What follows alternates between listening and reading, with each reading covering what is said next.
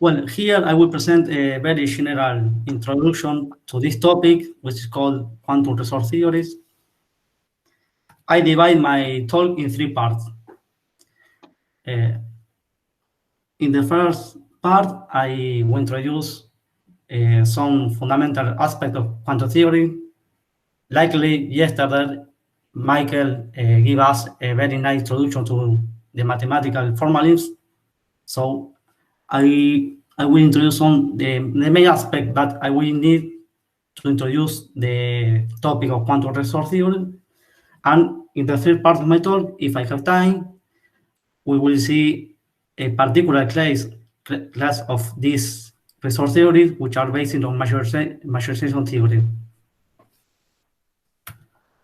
So, well, yesterday and on Monday, we have learned that the fact that we can superpose quantum states is one of the main differences between the classical and quantum worlds.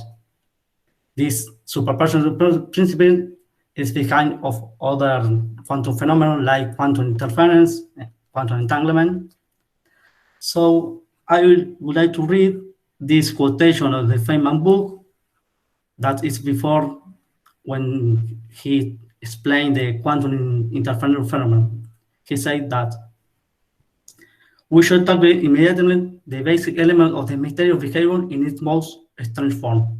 We choose to examine a phenomenon which is impossible, absolutely impossible to explain in any classical way, and which has in the heart of quantum mechanics. In reality, it contains the only mystery. We cannot explain the mystery in the sense of explaining how it works. We will tell you how it works. In telling you how it works, we have told you about the basic peculiarity of all quantum mechanics.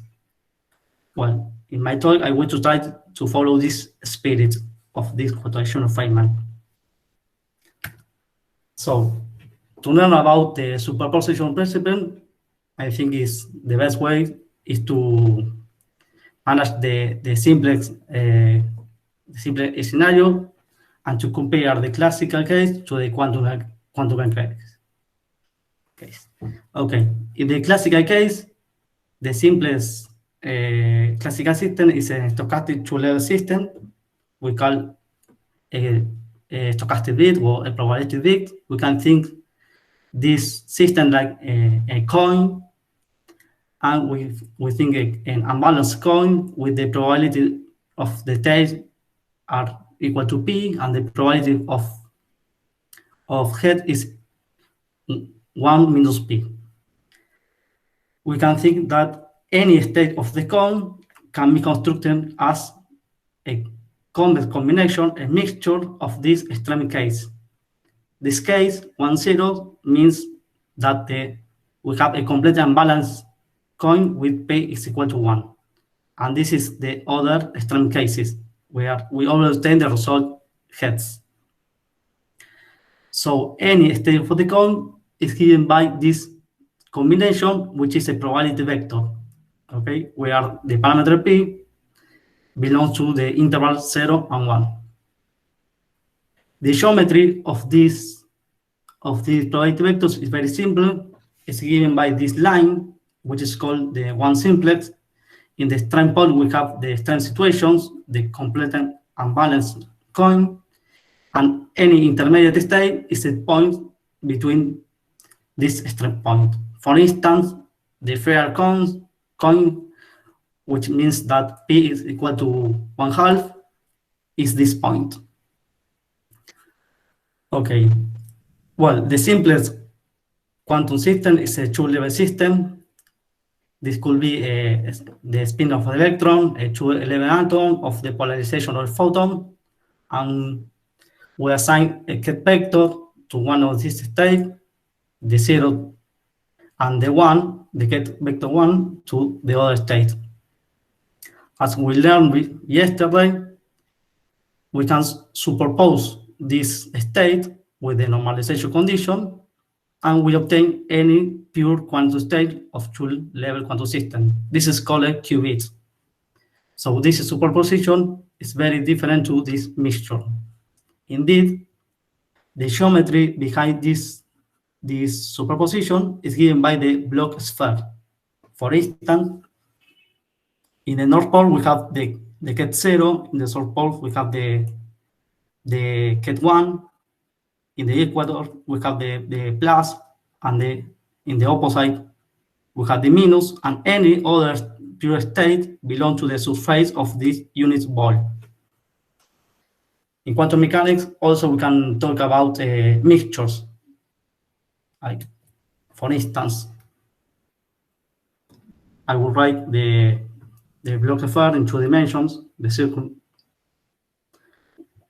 We have here we have the 0 vector. Sorry for my handwriting. Here we have the 1, the state 1. Here the plus. Here the minus. And we can see a mixture is any point inside of the bond. For instance, here we have the mixture of the 0 and the 1 as a common combination of this state. We have to use the formulas of density matrix in order to talk about mixtures.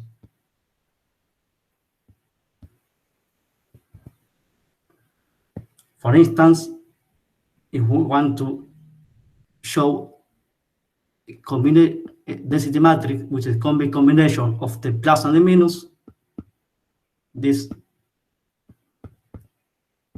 is the case.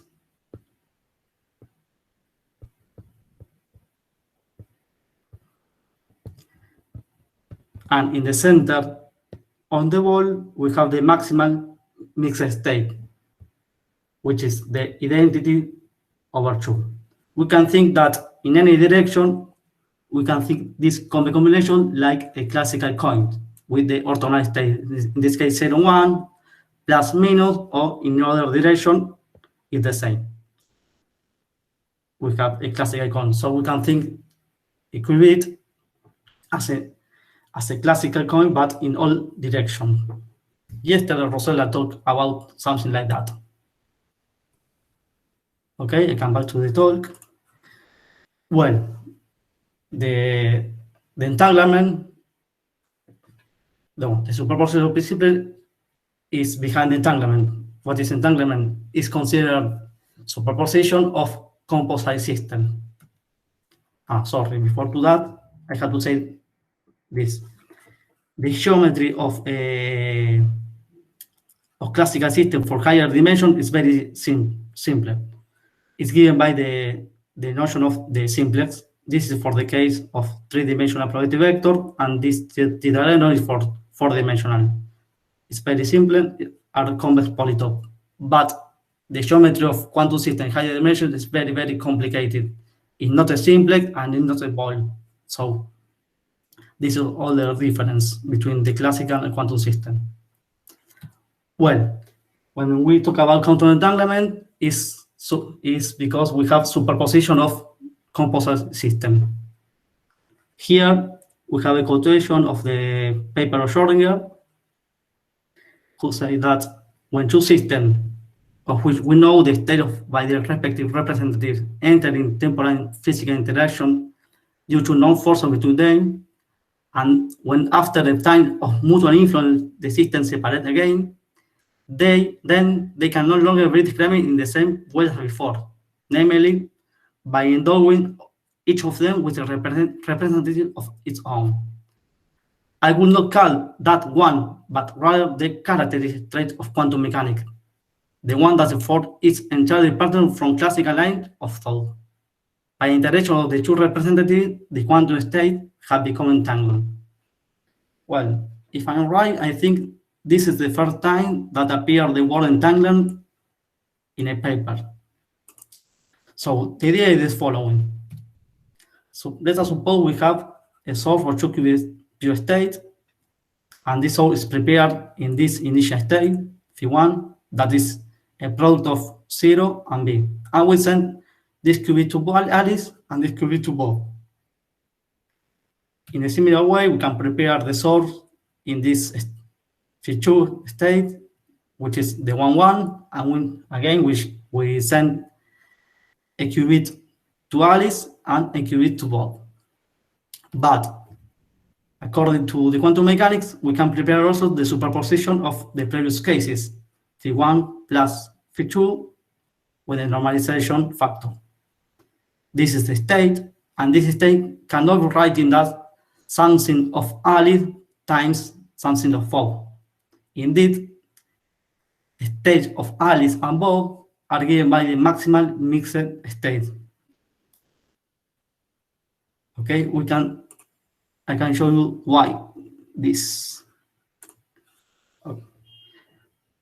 Okay, sorry. Let's go to the formalins of density matrix. This is the initial state.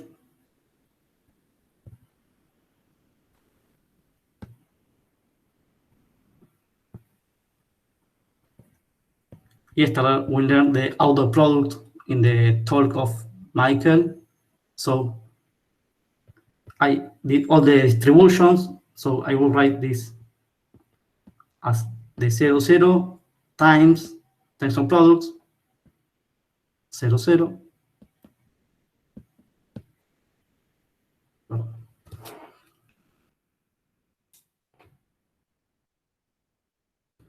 plus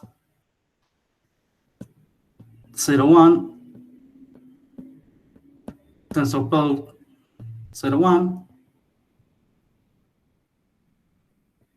plus 1 0 tensor product 1 0 and 1 1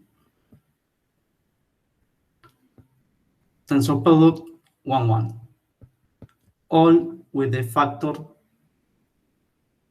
I forget, over 2. Okay, well, this is the state of the source, but when we talk about the state of Alice of Bob, we have to take the reduced state, and the reduced state is given by the partial trace operation.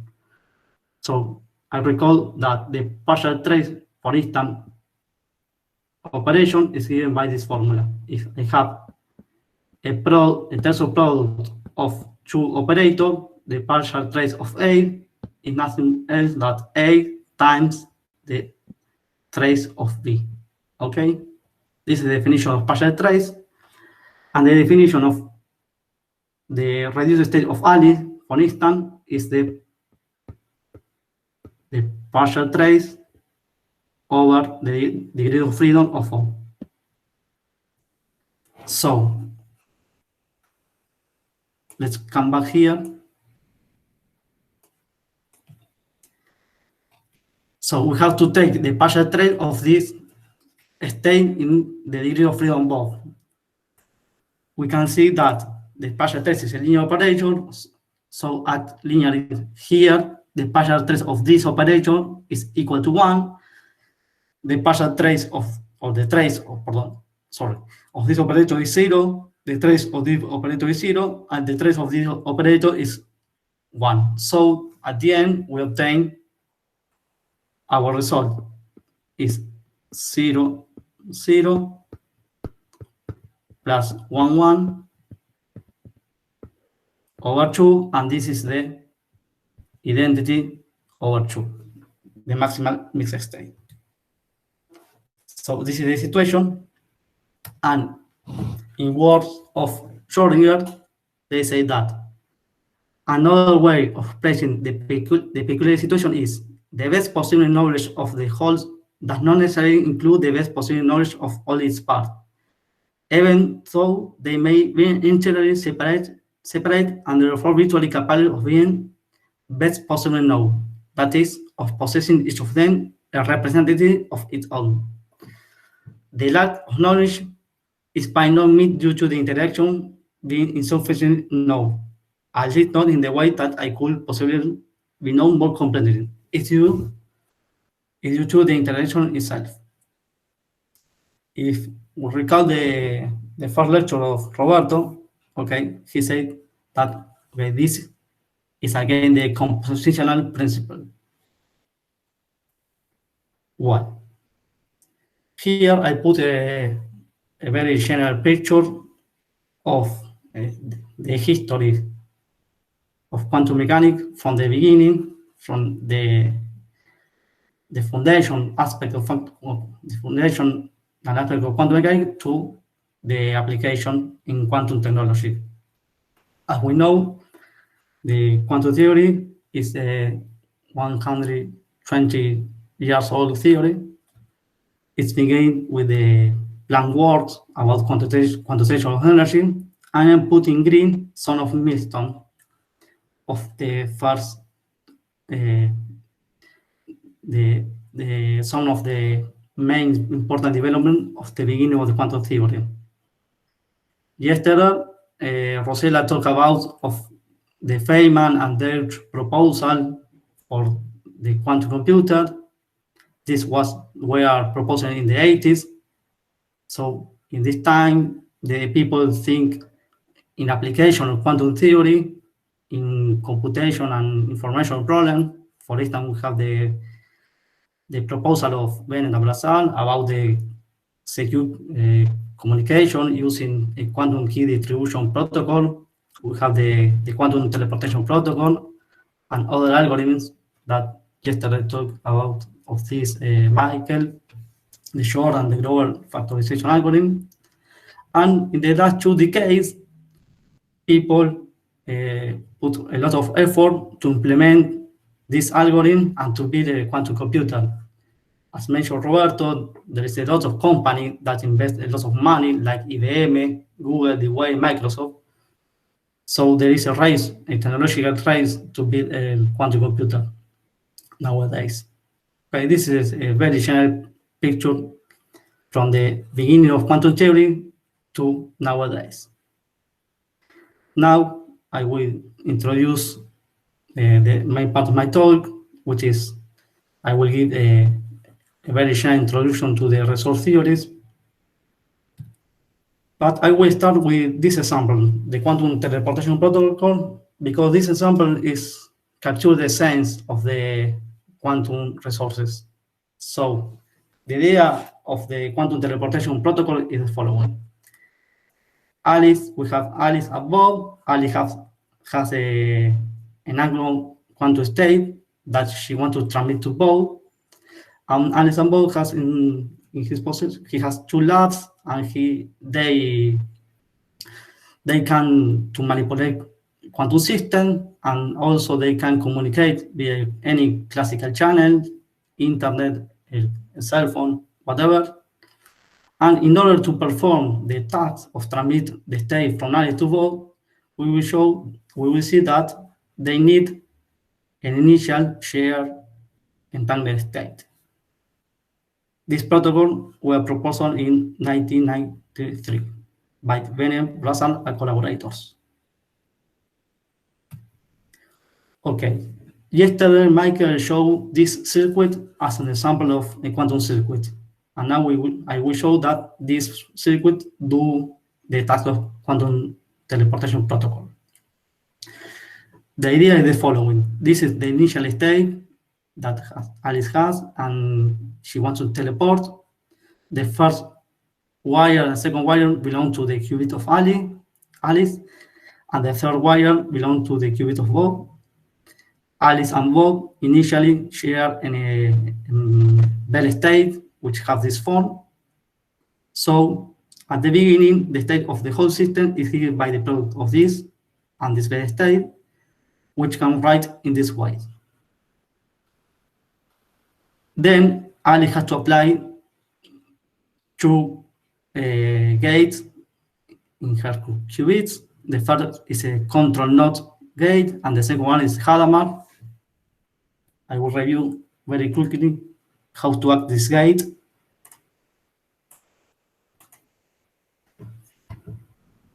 Okay, well, right. The C node, if we remember, apply to the 0, 0, give 0, 0, apply to the 0, 1, give 0, 1, but if the control qubit, which is the first one, is 1, we have to apply a NOT gate. So 1, 0, transform to 1, 1, and 1, 1, transform to 1, 0. Okay. And the Hadamard gate create superposition. If we apply to the 0, we obtain the plus, the superposition of 0, 1. And if we apply to the 1, we obtain the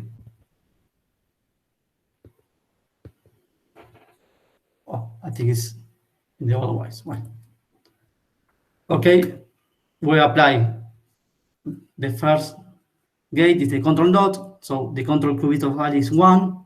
So how she will obtain the node here and node here. And then we apply the Hadamard to the first qubit of Alice. So this transform to this, and this transform to this. So we can write this state at this level in this form, as this superposition of the qubits of Alice, this, and the qubit of all. Well, we can look that here is the state that we want to teleport, and here is almost the gate we want to teleport, and here the same. It's only related by a unitary transformation. For instance, this and these are related by a NOT gate. So the idea is Ali measures her qubits in the computational device, and if she obtains, for instance, the result 0, 0, she transmits the result to Bob, and Bob knows now that he has the qubit that Alice wants to teleport. In a similar way, if Alice obtains 0, 1, they transmit these 2 bits of information to Bob, and Bob apply a NOT gate, and so on in a similar way for the other 2 cases. So the idea is we start with this initial state, which is the qubit to teleport by Alice and the Bell state, and we have here an entanglement between Alice and Bob. I picture this with a combination of this color. And at the end, we have a 2 qubits pure state of Ali times tensor product of the qubit to be teleported of Bob. And now there is no more entanglement between Alice and Bob. So in this way works the quantum teleportation protocol. I put here a quotation of this book, the Beckson and Sikowski book, that is very nice for me. So they say that in the example of teleportation, the entangled auxiliary system was used to perform a task that is impossible without it. It will note also that the entanglement was used in the sense that once the transmission has been achieved, no mutual entanglement between sender and receiver remains. Okay, this is the situation. We have a pure product state between Alice and Bob. In this sense, the entanglement is a resource, just as the equally abstract concept of energy is a resource. Moreover, it has been mentioned that there are many interesting tasks for which entanglement can be used, including quantum cryptography and quantum computing. So this is the idea of the resource theory. There is something state that are useful to perform some tasks. Here, for instance, the entanglement is a resource for the teleportation protocol. In another part of the book, they say that when they are talking about entanglement, they say that at this stage, entanglement may appear to be such an abstract notion that they need to be quantified. It does not seem to be urgent, but then, once uptime, energy must have seemed a very abstract notion indeed. And now there are 3 industries whose role is to deliver it in precisely quantifying amounts. Again, they are comparing the entanglement with the notion of energy, like a resource notion. And they continue, they say that perhaps our government will eventually have a special department of entanglement to deal with these things. Okay? Well, that is the idea. I think that in the future, maybe instead of the pattern of entanglement, we will have the pattern of quantum resources in general, not only entanglement or other resources. Okay, well, now I will introduce the formal names of these resource theories. Okay, the last year appeared this nice paper in Reviews on Modern Physics, which is a very complete review about this notion. So I would recommend it. I recommend the lecture of this paper. I only concentrate on the main aspect.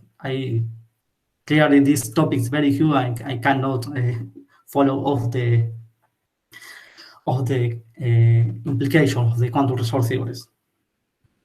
So, as we have seen in the quantum teleportation protocol, the experiments in general have no access to the whole set of quantum states or the whole set of quantum operation. For instance, in the teleportation protocol, Alice and Bob only can operate locally in her quantum system, and they also can be communicating by a classical channel. So the idea of the general idea of a quantum resource theory is give us a mathematical framework to deal with the quantum information processes in these restricted scenarios. So there are three basic concepts which are not independent between of them.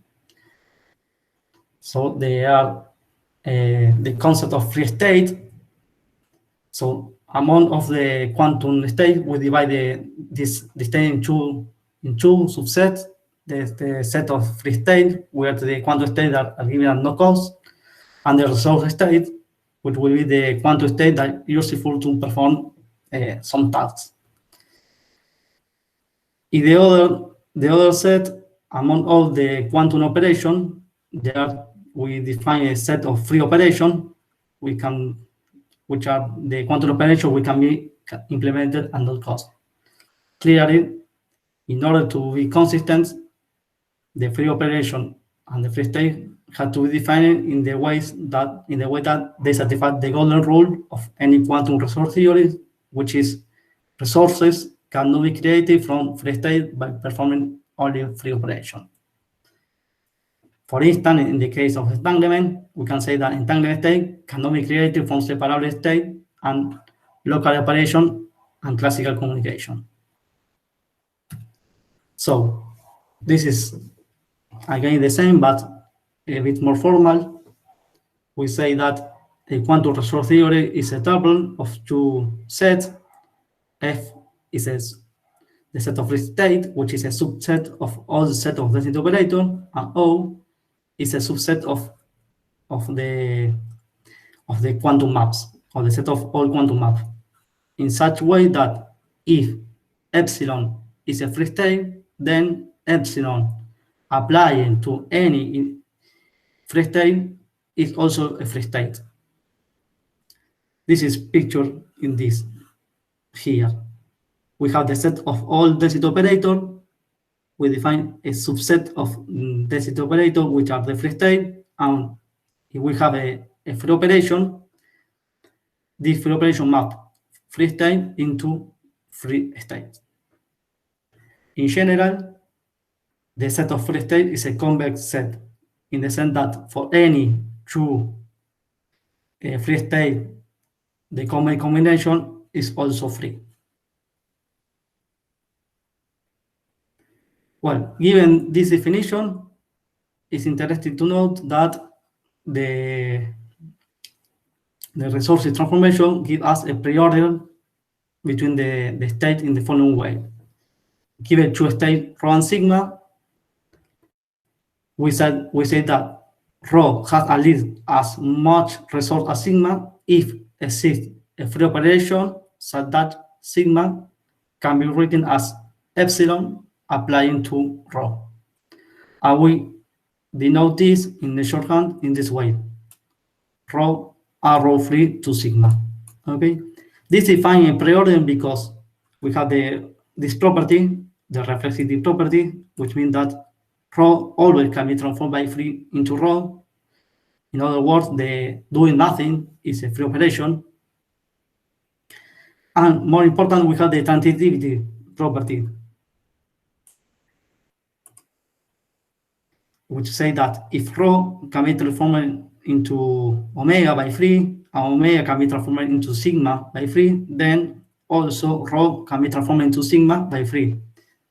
This is because the composition of free operation is also a free operation. This is in general, so this is defining a pre-order relation. In general, we don't have the antisymmetry property in the sense that if rho can be transformed into sigma, and sigma also can be transformed into rho by 3, does not imply necessarily rho equal to sigma. But in terms of resources, they are equivalent, because any task that can be performed to rho also can be performed to sigma and vice versa, because the transitivity property. Okay, well, now I will present some examples of resource theories, in particular resource theory for entanglement. Here we have two distant labs, Alice and Bob. They can operate locally in the quantum system. For instance, they can perform local quantum measurement or local gates in A and also in B. And they also can be communicated via any classical channel. These operations are known as local operation and classical communication, and well, in the abbreviated form is log operation. Well, it's right that the free states of this resource theory are the subpolar state, which are written as common combination of product of state of A and B, and any entanglement state is any state that can be not written as a common combination of product state. Another example is the resource theory of coherence, which aims to quantify the superpositions. So in this resource theory, we have first to identify some preferred basis. Here I select the computational basis as the incoherent basis. And we define the incoherent state as diagonal state in this incoherent basis, in this way. And coherent state, as the opposite, are the states which have no diagonal state in this basis. Well, the incoherent operation of the resource theory of coherence, well, is a bit more complicated. There are a lot of different definitions, not all equivalent. I will follow this one in this paper. First, I recall that any quantum operation, which is a map that maps density operator into density operator, can be expressed in terms of some operator, which are called the Krauss operator, satisfying this resolution of the identity in this way. The map acting to rho in terms of the Krauss operator, I'm writing this like this sum. And here I divide this by the trace of this operator and multiply by this number, and we obtain the post-selected state with its probability in this way. So epsilon is an incoherent operation, is amid a Krauss representation where each Krauss operator is incoherent in this way. Any Krauss operator map incoherent state into incoherent state. This definition says that if I have an incoherent state and incoherent operation, each of these Krauss operator map with some probability this state in this one. For instance, the dephasing map is an incoherent operator. The dephasing map is the map that deletes off diagonal element of rho. Another example of a resource theory is the resource theory of no uniformity or purity. Here, there is only one free state, which is called the maximal mixed state, and the resources are any other state, for instance, pure states. In this resource theory, the free operations are given by which is called the unital operation, which are the operations that preserve the identity. For instance, any unitary transformation is a free operation, or any convex combination of a unitary is also a unitary operation, and any noisy operation we define as. In this way, we have the system rho appended with the ancilla in the maximal mixed state, and the whole evolution of the system go via a unitary operation, and we take the trace over the environment.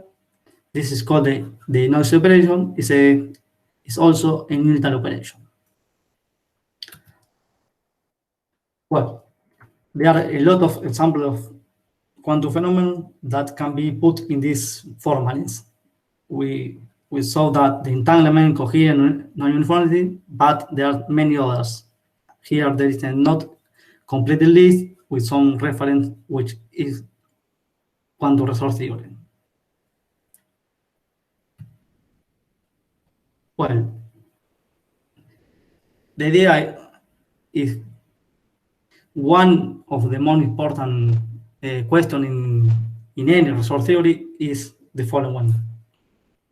Given rho and sigma, which are the conditions so that rho can be transformed into sigma in exact and deterministic way by means of free operation? So, answer this question is very, very difficult in general. We will see in the third part of my talk some examples, but we can say something else. We know that this defines a preorder. This transformation defines a preorder, so we know that in general there exists a state rho and sigma that this transformation is not possible. So, in this situation, when rho cannot be transformed into sigma by free operation, there are alternatives to deal with these cases. We have to pay some cost. We have to pay the cost of relax the exact transformation or the deterministic part of the transformation of. We have to pay the cost of to use another set of free operations. For instance, the probability protocols are given in this way. Sometimes rho can be transformed into sigma with a probability p, but sometimes we obtain another omega state, which are not the desired state. And this probability is always, if this is forbidden, obviously this probability is lower than 1. The idea of this protocol is maximize the probability of success, the transformation. Another idea is to continue to work with deterministic transformation, but approximate the finite state in this sense. Okay, rho cannot be transformed into sigma, but rho can be transformed into any other state omega. And omega is at some distance epsilon to sigma. So the idea of this protocol is minimize this distance. So this is deterministic, but is approximate transformation. And the other possibility is to extend our set of free operation in this sense. Okay, rho cannot be transformed into sigma, but if there exists a state C, which is called catalysis, in such way rho times the catalysis can be transformed by free to sigma by catalysis. Okay, we obtain the desired transformation. But in this case, we need the assistance of the catalysis. These are called catalysis assist transformation. If I have time, I will say something else about approximate transformation. Okay. Another aspect of in general of the quantum resource theory is try to quantify the resource. there are an axiomatic way to do that. So for a given quantum resource theory, we want to quantify the amount of resource in a given state. A way to do that is to introduce a function from the density operator to the positive number, and this function can be considered a resource measure if satisfies the following basic property. Well, the first one, the function has to be 0 for any free state. This is one of the basic conditions. If this is the set of all density operator, this is the set of free state. Here we have the positive arrow. So the function applied to free state has to be equal to 0. So free state has 0 resources. The other condition is the monotonicity. So in this sense, if we have rho, any state, rho, initial state rho, and we know that sigma is obtained by the free operation rho, so the value of the resource f applied to rho has to be greater than f applied to sigma. In other words, the resource value cannot be increased by means of free operation. This is because we have to respect the pre-order relation that I said before. Well, there are a lot of functions that satisfy this property, but one interesting is distance-like function, okay, which are the function from the density operator to the real number, which satisfy these properties. The identity of indeterminates means that rho, the distance between rho and sigma, is equal to 0 if and only if rho is equal to sigma. And this is the contractivity property that says that the distance between rho and sigma is greater than the distance between the map applied to rho and the same map applied to sigma for any quantum maps. If we define this function of rho in this way, we obtain a good measure of quantum resource. This distance, it could be a true distance like the trace node, which is defined in this way, or it could be the relative entropy of the relative entropy, which is not a true distance because this is not a symmetric. This definition is not symmetric around sigma, and also does not satisfy the triangle inequality, but satisfy these two basic properties. So if we use a true distance like the trace node or any other function like the quantum relative entropy, we obtain in this way any function which is a good measure of resources. Well, summarizing this part of the talk, we saw that the general structure of a quantum resource theory is given by the set of free state, the set of resources, and the set of free operation, and we have to, and this set had to define it in order to satisfy the golden rule. We say that resources cannot be created from free state by performing free operation. We saw that the state transformation gives us a pre-order relation, and when this transformation is allowed, one can ask for probabilistic protocol, approximate protocol, or catalytic assisted transformations. And finally, we say that something about resource measure with a function from the applied to the density operator, which these two basic properties, free state have no resources, and the resource value cannot be increased by free operations. Okay, now I will present the third part of my talk, which is I will introduce a particular cases of quantum resource theory, which are based on the majorization theory.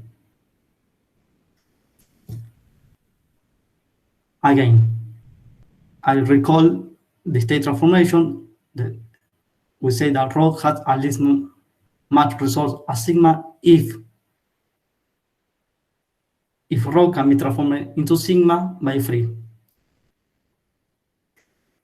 So I said before that given rho and sigma, we want to know which are the conditions for the existence of this free operation to allow us this transformation.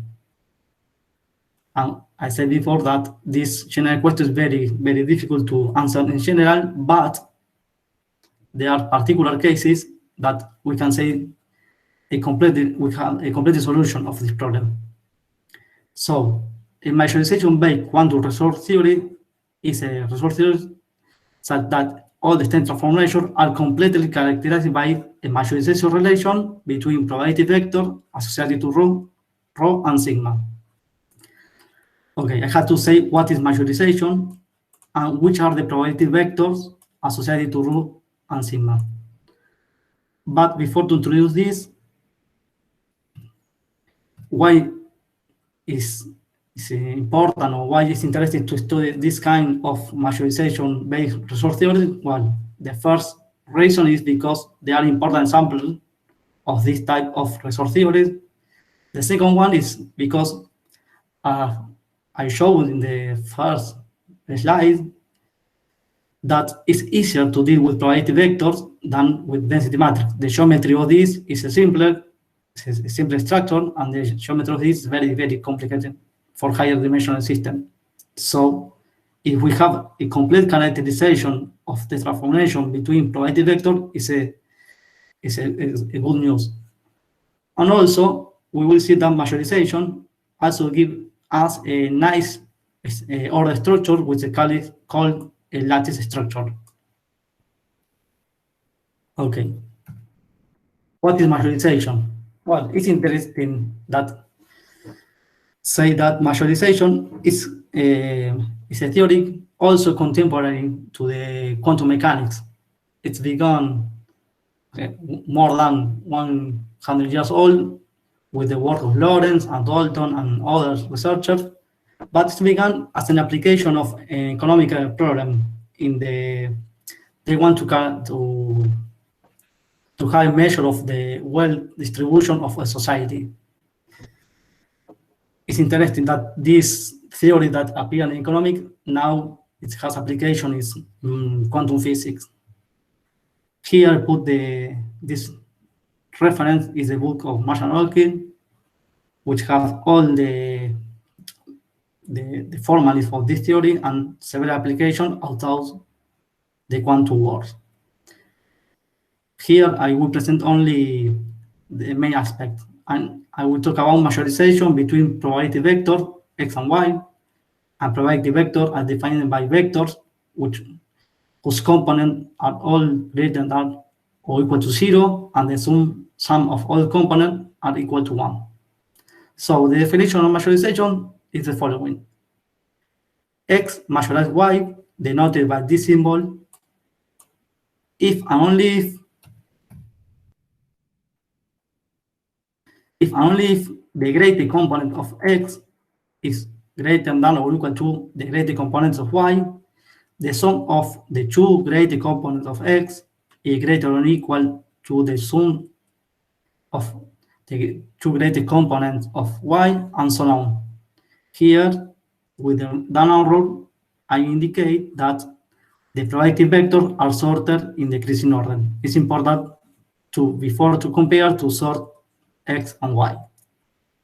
We can write this in a shorter way and say that x majorized y if and only if all the partial sum of the sorted component of x are greater than or equal to all the partial sum of the vector y with the sorted components. So we have d-1 inequality, where d is the dimension of the probability vector. Obviously, I don't put the equal k equal to d because in this case, because our projective vector they are equal, the sum. Okay, the notion of majorization captures the sense of the non-uniformity of a projective vector in this way. Any projective vector, okay, the secondary vector, which is formed by the 1 and 0, 0, zeros, majorize any projective vector. In the case of the coin, which is a two-dimensional classical system, this is the case of completely unbalanced coin. For instance, you always obtain head, this coin always majorize other coin. At the opposite, any projective vector x majorize the uniform distribution. Again, in the example of the coin, any coin majorize the balance, the coin, which is 1/2 and 1/2. Okay. Well, it's very nice that majorization gives us a very strong order structure. So we can compare the projective vector in this way. First of all, I define the set of projective vector which components are sorted in no decreasing order. So from now on, all the components of projective vector are sorted. So the majorization relation partial order this set in this way. For any projective vector x, always majorize x. This is trivial. And this is called the reflexivity property. Also, we have the antisymmetry property. If x majorize y and y majorize x, but it's followed that x is equal to y. For this property, it's important that the component of the projective vector x and y has to be sorted in decreasing order. In other case, x is equal to y up to a permutation matrix. So for that reason, we will work always with this set. And also we have the transitivity property, which is say that x majorize y and y majorize theta. This implies that x majorize theta. Okay, well, in general, majorization is not a total order.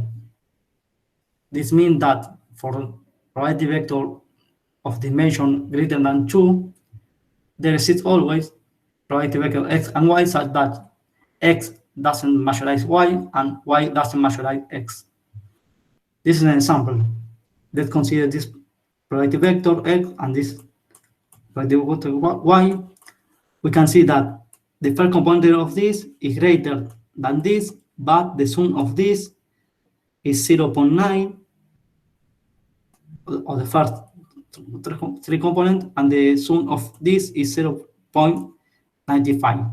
So this is the case where the vectors are incomparable because there is not a majorization relation in any direction. Okay. Well, there is a nice way to deal with majorization, which is through the notion of Lorentz curves. Given a projective vector x with components sorted in no decreasing order, we can assign a Lorentz curve to this projective vector in this way. We form this set of points with k go to 0 to d, and this is the partial sum up to k. And then we interpolate, we do the linear interpolation of the set of this point. For instance, this is an example of dimension 4.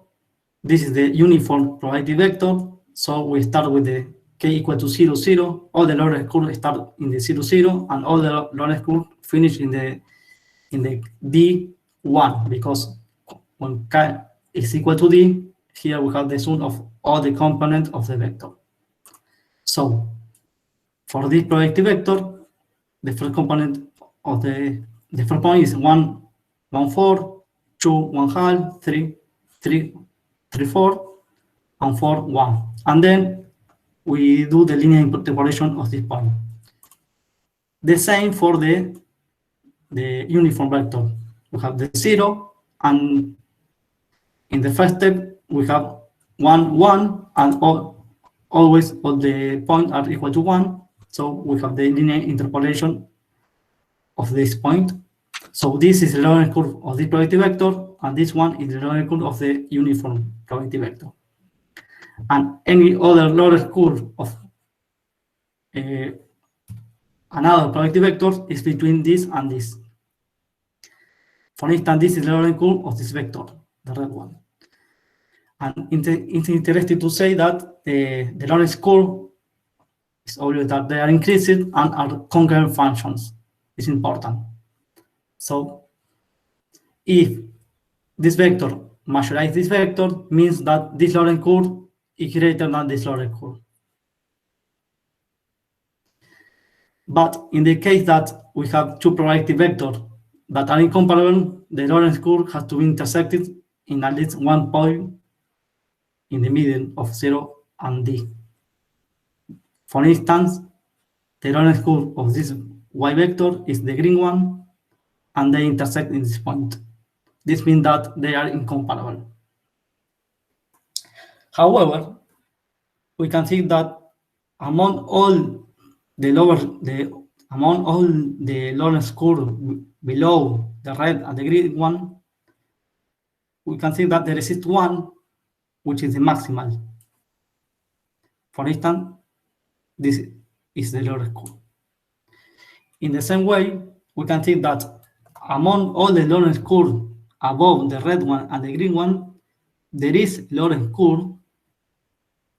When I say Lorentz curve is a concave increased function, that is the minimal Lorentz curve between all the Lorentz curve above red and the green one. In this case, it's this one. So we can formalize this intuition, and this intuition says that the given two probability vectors always there exists the infimum and the supremum in this sense. If we have two comparable probability vectors, among all the probability vectors that are below to x and y below in the set that x measures zeta and y measures zeta, there is one that is the maximum one, and this is the infimum. In the same way, we can define the supremum. And by definition, if we have a partial order set with infimum and supremum, this defines a lattice. So this is called the majorization lattice, and this was introduced in 2002 in this paper. Which is more important that this property of the system of infimum and supremum,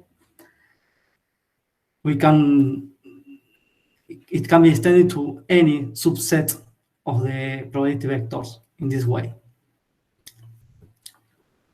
We say that a lattice is complete if for any subset of probability vectors there exists the infimum and the supremum. And we show the last year that this is the case for the majorization lattice. I will not provide the proof of this, but I will give you some intuition. Well, given any subset of probability vector, this is the algorithm to obtain the infimum of this set, and we can see it with this example. Well, the idea is to find this infimum. This is the infimum of the partial sum up to k of all the partial sum up to k, and this is the infimum of all the partial sum up to k minus 1. And in this way, we can construct the component of the infimum. For instance, this x and y are the probability vector. So we construct this of infimum. In this case, the infimum between this and this is this point. The infimum between this and this is this point. The infimum between this and this is this point. Well, here the infimum is this one. When we have all the infimums, then we linearly interpolate. And when we have the longest curve associated to the infimum, we can construct the infimum in the probability vector in itself. The supremum is a bit more complicated, but because the algorithm has to divide in two steps. The first part is very similar. We have to compute the supremum of all the partial sum up to k, and the supremum of all the partial sum up to k minus 1, and do the difference, and we obtain the k component of this vector. For instance, the supremum between this and this is this one, the supremum between this and this is this one, the supremum between this and this is the green one, and this is 1, okay? Then if we do the same as before, in the same I linear interpolate this point, I will obtain this curve. And we can see that, and this vector is associated to this curve. We can see that this curve is not concave. It's increasing, but it's not concave. So it's not a Lorentz curve, which means that the vector associated to this curve is not sorted in decreasing order. So this vector does not belong to the lattice, because I said at the beginning that I will work only with probability vector with components and sorted. So in order to obtain a good vector, a sorted vector, we have to compute the upper envelope of this linear interpolation. Once we do that, we obtain the correct supremum, the correct Lorentz curve, and then the correct supremum.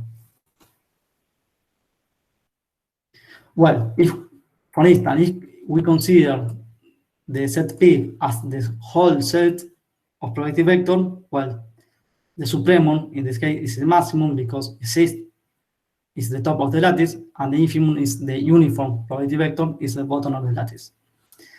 And also, we prove that if this set is a convex polytope with vertices, with some vertices, okay, the infimum and supremum are equal to the infimum and supremum of the vertices, and this set is a finite set,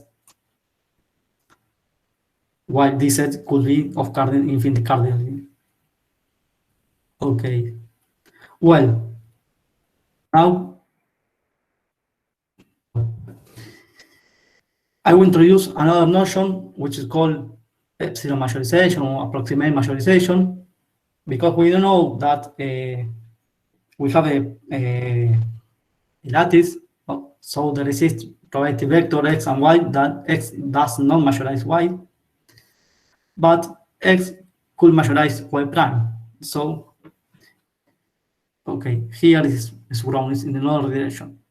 Okay, we say that x majorize y with some degree of error epsilon given by the distance, some distance d, if exists a y prime such that x majorize y prime and the distance between this and this is lower or equal to epsilon. Here I use as distance the distance induced by the P naught of the probability vector we're defining by this formula. When P equal to 1, we have the trace distance, for instance, or when P equal to 2, we have the Euclidean distance. This is the notion of approximate majorization. And, well, there is a question, because we know that all P naught are equivalent in finite dimension, which means that given two P naught, they satisfy this inequality. So given that all the P naught are equivalent, we can use, this is the definition, in principle we can use any P naught, but all P naught are useful to calculate this. In other words, given that x and y, a P naught and an epsilon, how we know if x majorize y with this degree of error given by this distance? Okay. In one moment, let us introduce this ball, which is the ball of center y and radius epsilon, given by all the probability vectors that are some distance lower or equal to epsilon of y. Okay, we introduce this ball, and for one moment we assume that the minimum of this ball exists in the sense of the majorization lattice. So the infimum of this is a minimum, which means that there exists some state in the ball that attain this minimum. If this is the case, we can compare this definition of x majorize the minimum of the ball with this general definition x majorize y with some degree of error epsilon. Indeed, these two definitions are equivalent if the minimum of the ball exists.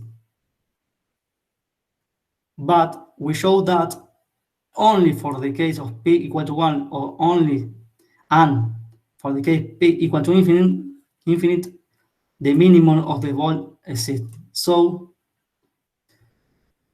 this definition is general, but is useful only in the case of the one norm of the infinite norm. In addition, we show another interesting property of this minimum. Well, the first one is that preserves the majorization relation in the sense that if x majorize y, the minimum of x, the minimum of the ball of radius x, radius epsilon and center x majorize the minimum of the ball of radius epsilon and center y. And satisfy this composition law, we say that the minimum of the ball of radius epsilon plus epsilon 1 plus epsilon 2 with center x is equal to the minimum of the ball of radius epsilon 2 with center the minimum of the ball of radius epsilon 1 and center x. Well, these are some examples of this ball. In the case of d equal to 3, I choose this center and this epsilon.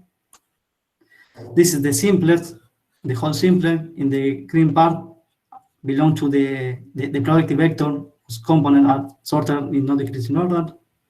So here in blue is the ball with the one norm. In orange is the ball of the corresponding to the p equal to 2 norm, and the red one is the ball corresponding to the infinite norm. And this point is the minimum of the ball, and we can see that it's in the ball, the blue one. The red one also belongs to the infinite ball, but the orange one is the infimum of the ball, and we can see that does not belong to the ball, to this ball. Well, okay, this is a summation of, as I said before, okay, majorization between probability vectors is a binary relation which is defined with this formula, x majorize y, if and only if all the partial sum of x are greater or equal to all the partial sum of y. And this binary relation defines a poset, a partial order set, which has an infimum supremum, and this gives the majorization lattice. The infimum supremum exists for any subset of probability vector, and this lattice is bounded because there is the top of the lattice and the bottom. And when we have this situation when x does not majorize y, one can define the epsilon majorization in terms of this definition, which is given in terms of the distance, but this definition is equivalent to the minimum of the ball only for the cases p equal to 1 or p equal to infinite. So this is an introduction to majorization theory. Now I will show you application of this to the quantum resource theories. I will come back to the quantum physics. So we say that a majorization-based quantum resource theory is a theory that rho can be transformed into sigma by free if and only if a probability vector associated to rho majorizes a probability vector associated to sigma, or vice versa. Depending on the theory, we have this or this relation. For instance, in the resource theory of entanglement, in the case of bipartite pure state, we have the result of Nielsen. We say that given a bipartite pure state, and this is the Smith form of this state, and this is the Smith form of the phi state, we say that phi C can be transformed into phi by means of local operation or classical communication if and only if the vector formed by the square coefficient of the Smith decomposition of phi majorize the Smith vector of the initial state. So we have this case. Sorry. We have in this case where these probability vectors are given by these coefficients.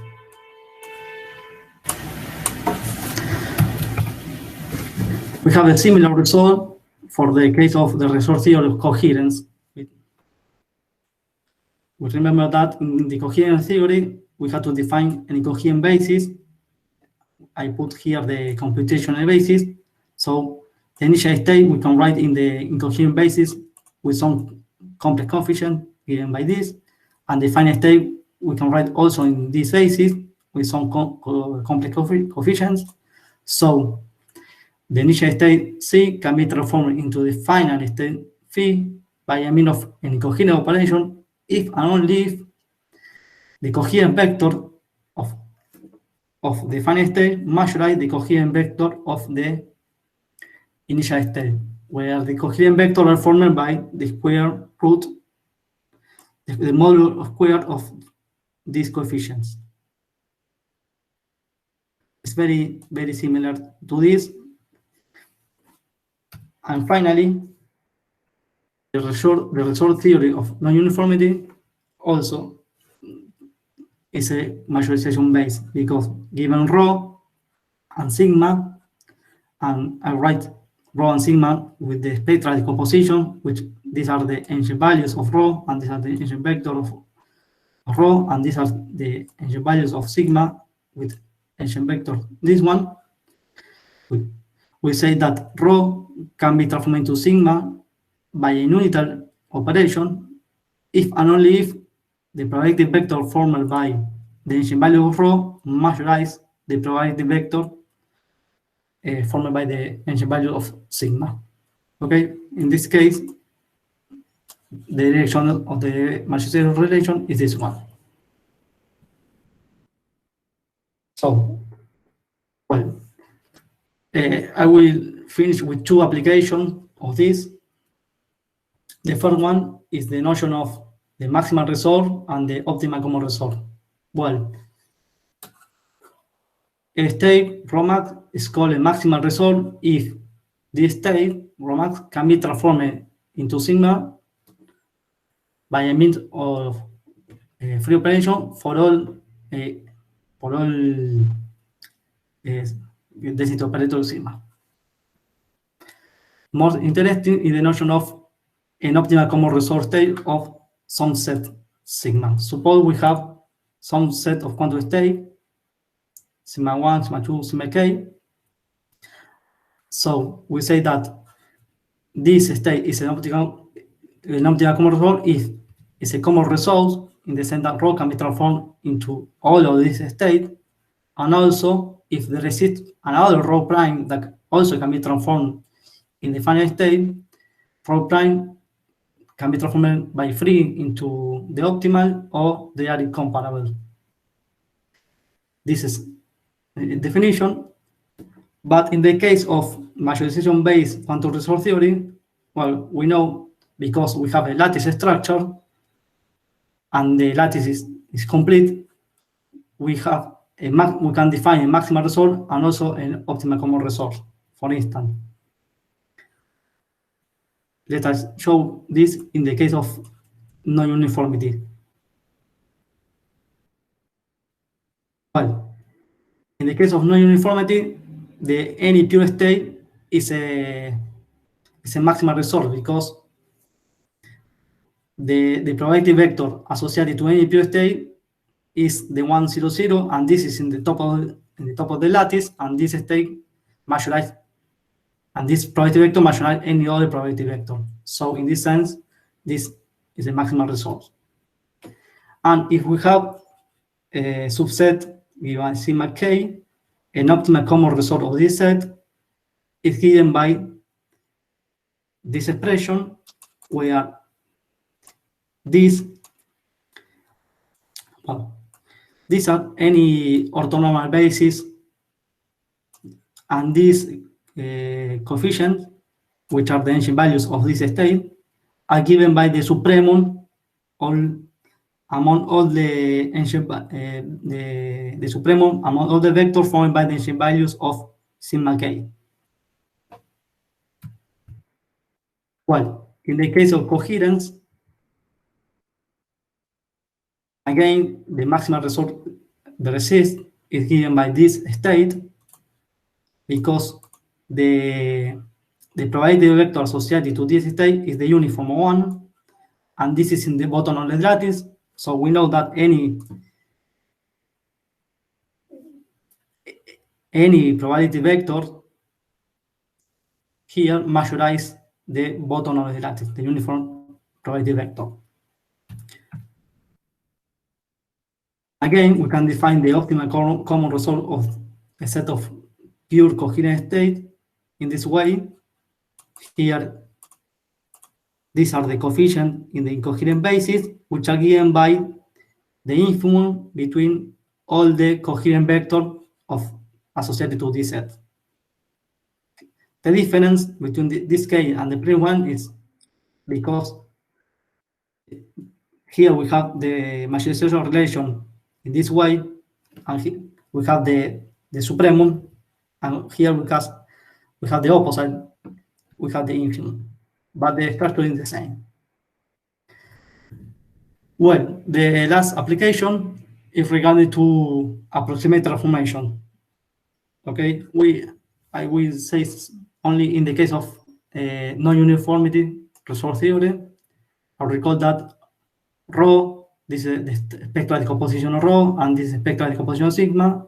We say that rho can be transformed into sigma by a Nuclear operation if and only if the probability vector associated to rho measures the probability vector associated to sigma. Well, this is the situation. We know that there is a probability vector that does not materialize, so this means that rho cannot be transformed into sigma. So the idea is to define an approximate transformation. Given this situation, rho cannot be transformed into sigma. Okay, we can look for another state that rho can be transformed to this state, and the distance between this and this at some degree of error. So this is the definition. Rho can be transformed to sigma by a Nuclear operation with some degree of error measured by some distance d if exists sigma prime, such that rho can be transformed into sigma prime, and the distance between sigma and sigma prime is lower or equal to epsilon. Again, we can use any distance because this is a definition in principle.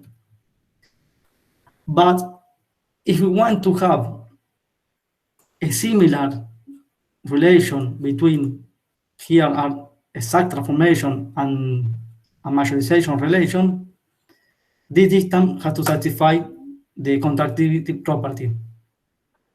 In particular, well, contractility property and the free operation. In particular, we prove this theorem. We can use the Sketching P-north distance between density matrix, and they are related to the P-north of probability vectors, and these two definitions are completely equivalent.